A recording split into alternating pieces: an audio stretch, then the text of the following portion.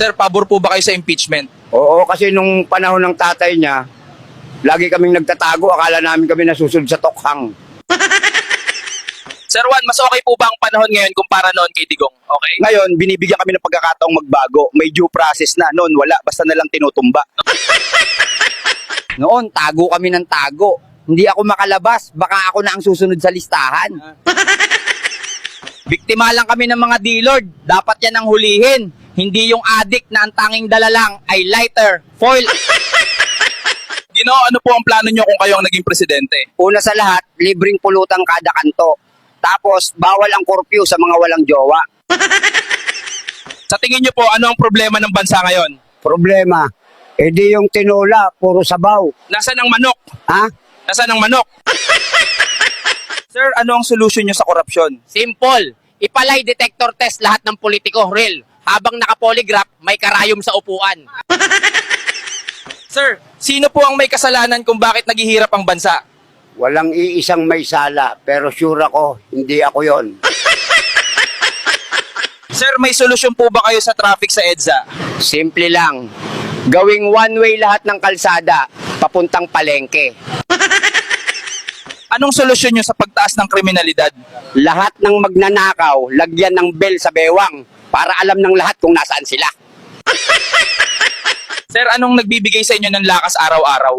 Yung utang sa tindahan, bang kailangan kong mabuhay para mabayaran yon. Sir, ano para sa inyo ang tunam na tagumpay? Yung makautang ka nang hindi ka hinahabol. Sir Juan, kailan nyo po balak abutin ang pangarap nyo? Pag natuto na akong matulog, Sir, mahilig po ba kayo sa alcohol? oo, pero hindi yung panlinis, yung may tama. Sir, paano nyo pinangangalagaan ang mental health nyo? Simple lang, umiinom ako ng tubig. Tapos inom ng konting gin para pampakalma. Sir, ginagamit nyo pa po ba ang face mask? Oo, para itago ang mukha ko sa mga inutangan ko. Sir, naniniwala po ba kayo na flat ang mundo? Oo. Lalo na kapag nakainom puwen, umiikot man, flat pa rin ang bagsak. Sir, anong pinaka nakakagulat na bagay na nakita nyo sa kalye? Yung ex ko, may bagong jowa. At mas pangit pa sa akin. Sir, anong ginagawa nyo pag walang ulam? Tinitigan ko lang yung kanin. Tapos iniisip kong lechon siya. Sir, araw-araw po ba kayong naliligo? Araw-araw akong nagpaplano. Pero yung tubig, busy. Sir Juan, paano po ba makaiwas sa utang? Simple lang, huwag lumapit sa tindahan. Kung lalapit ka, dapat mabilis kang tumakbo pabalik. Sir Juan, paano nyo po malalaman kung panaginip lang ang lahat? Pag may ulam sa mesa, doon ako nagdududa. Sir Juan, paano nyo kinakausap ang crush nyo? Tinitigan ko lang. Minsan di rin ako makatiis. Kinakausap ko na sa isip. Sir Juan, paano maiwasan ang inggit? Isipin mong lahat ng may bago, may utang din. Sir Juan, dapat po bang sumagot lagi sa group chat? Depende. Kung may ambagan, huwag kang online. Anong nakikita nyo kapag tumitingin kayo sa salamin?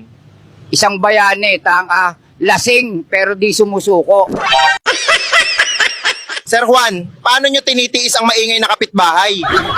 Ginagantihan ko ng videoke kahit wala sa tono.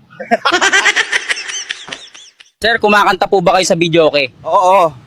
Sa sobrang taas ng boses ko, pati kapitbahay sa kabilang barangay napapamura.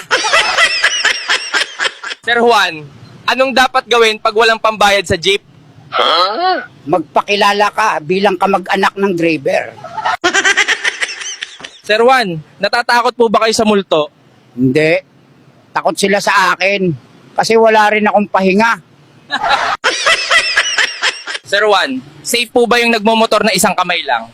Safe yan, basta yung isa mong kamay nakaabot na sa St. Peter. Paano nyo po inaalagaan ang kalusugan nyo? Nagja-jogging ako tuwing wala nang laman ng bote. Pabalik sa tindahan. May mensahe po ba kayo sa mga kabataan ngayon? Mga kabataan, huwag kayong padala sa barkada. Kung iinom kayo, huwag sa gitna ng kalsada. Sa tabi lang, may anino pa.